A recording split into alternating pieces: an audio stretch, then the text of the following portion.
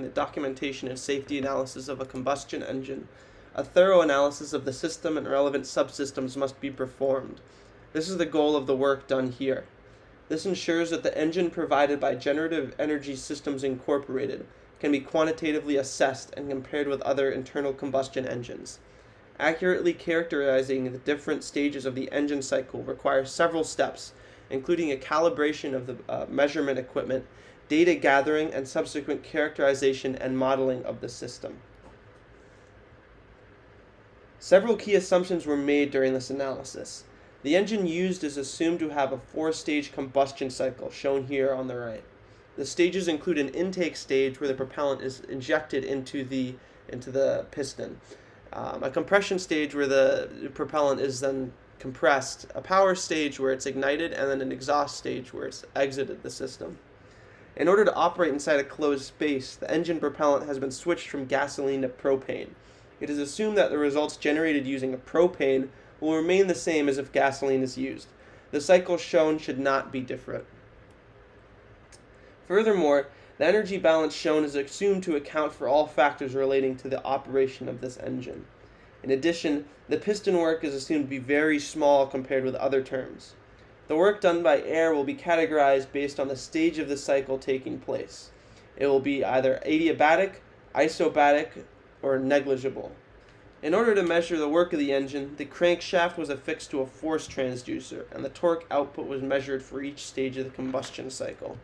This measured torque is the gathered data used to characterize the engine's results during the 4 stages of its operation. In order to get the torque and the work done by the friction and the motor, the engineer needed to get the torque sensor calibration equation. The output voltage from the low-pass filter is read by the Mario and is converted to torque using the equation below. Force is equal to gain times voltage plus offset voltage. On the left, you have the gain of 4.0673 with no head in week 1, and on the right, you have a gain of 0.7697 in week 2. We then numerically integrate the torque from different RPMs, and we get a torque range of 0.1153 to 0.5390 with no heads in week 1, assuming that the system is running at steady state, which means that the work of the motor is opposite and equal to the work done by the friction from A to B. And we have done the same thing in week 2 for all fly and one fly. We realized that the torque is increasing with the speed, the RPMs, and also increasement with adding the flywheel. We also have done the numerical integration to get the work done by the friction and the motor, and we have a range of 53.60 to 171.86 joules with no heads in week 1, and we've done the same thing for all fly and one flywheel. So our biggest goal is to model the motor, and to model that we need to find the kinetic energy, E fly, and to find that we need to find 2 quantities. First is angular velocity, omega fly, and second is the moment of inertia, I fly. Angular velocity is found experimentally. We record the encoder angle and time data, then we use the MATLAB diff command to take the derivative of angle over time to get the angular velocity. To find the flywheel moment of inertia, we run the experiment with head off, which means there's no work due to air, and we let the flywheel accelerate from rest. Then we took the torque data and plot it over time, and we calculate what steady-state friction torque would be, and we applied that to the operational range from omega equal to 0 to steady-state omega. Then, shown in this graph here, the shaded area is the portion that causes the greatest acceleration of the flywheel, which means this work here drives the flywheel. And the equation is shown on the bottom right. plotting the torque versus angular displacement, we can find the torque rectangle. When we subtract that from the total motor work, then we're left with the yellow area, which is the extra work that was used to accelerate the flywheel. One of the biggest sub-goal of the lab is to compare the theoretical and experimental work error. And to find the theoretical work error, we are looking at the 4 strokes of the engine during intake and exhaust. Because the valves are open, we can say there's negligible air work. So we're looking essentially at the 3 major processes. The first one being the adiabatic compression during compression stroke, and the second and third being adiabatic expansion and isobaric expansion during power stroke. The detailed equations are shown here of each process, and in here, A is the bottom dead center and B is the top dead center. Pressure at A is pressure at intake, which we assume is equivalent to P atmosphere.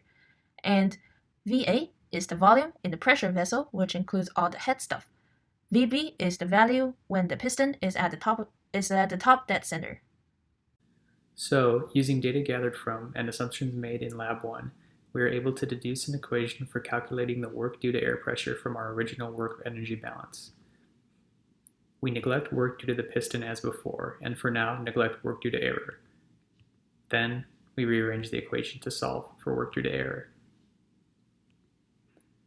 The work due to friction can be calculated using the friction torque found in Lab 1 and integrating over the change in angular position. In Lab 1, the steady-state torque value was the torque due to friction. We assume the coefficient of friction to be independent of RPM here. We found the torque due to friction to be negative 0.7318 Newton meters. The flywheel inertia was also calculated in Lab 1 using the measured motor work, angular displacement, and angular velocity. This value was compared to the calculated theoretical flywheel moment of inertia. The theoretical value was 0.005 kilogram meters squared, and the experimental value we determined was 0.0041 kilogram meters squared. Looking at our equation for air pressure work, we have obtained the calculated values of flywheel inertia and friction work. Once angular velocity and motor work are measured, we will be able to calculate work due to air pressure. Angular velocity is simply the derivative of the angular displacement. This was found by taking the slope of the angular displacement versus time plot, or in MATLAB specifically using the diff function. In Lab 2, 6 different trials were performed: high, medium, and low speed rotation for all flywheel masses attached and for only one flywheel mass attached. The position of the piston is calculated by converting radial displacement into linear displacement with the following equation. If we take a closer look, we see the separate torque signals for low, medium, high RPM rotation, and the location of the piston between TDC and BDC, which helps us determine stroke locations. Analyzing one stroke at a time, the motor work can be calculated by integrating the bin torque with friction effects removed over the angular displacement. The analysis was performed for each of the 6 trials, including the 1 flywheel mass trials.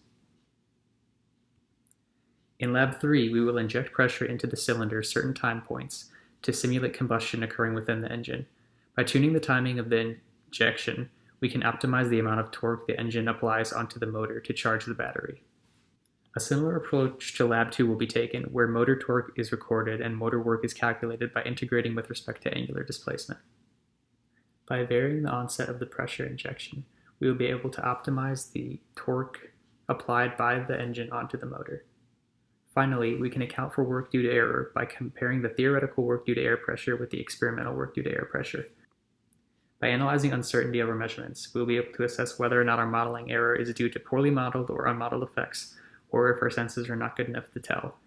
If our error falls outside the bounds of our motor work with the uncertainty, we know that our error is most likely due to modeling effects. However, if our error falls within the uncertainty bounds of our motor work, we cannot tell whether or not our modeling effects are causing the issue.